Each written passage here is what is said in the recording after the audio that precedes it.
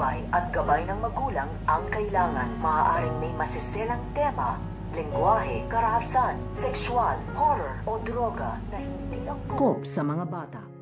Ang paghahanap nito nga ni Para dito nga kay Apo Berta dahil sa kanyang pakikipag-usap dito nga kay Mamita ay dito na nga natuklasan nito nga ni Para na ito nga si Apo Berta ang makakatulong nga daw sa kanya at sa kanyang mga problema upang makabalik na nga daw ito sa kanyang tunay na katawan. Kaya nga ito nga si Para ay gagawin nga na dito ang lahat ng kanyang makakaya upang makita nga na dito at mahanap ito nga si Apo Berta. At dahil hindi nga nasabi nito nga ni Mamita dito nga kay Para nang saan nga ito matatagpuan ay dito na nga naghahanap ito nga si Para. Pero pagkabilin-bilin nga sa kanya nito nga ni Mamita na wag nga daw itong sasabihin dito nga daw kay Lucy at dito nga daw kay Darius ang kanyang gagawin na paghahanap dito nga daw kay Apo Berta dahil magiging sagabal nga lang daw dito at magiging problema ito nga daw si Lucy at ito nga daw si Darius sa kanyang paghahanap dito nga daw kay Apo Berta. So pakakaabangan nga natin dito ang paghahanap nito nga ni Para dito nga kay Apo Berta.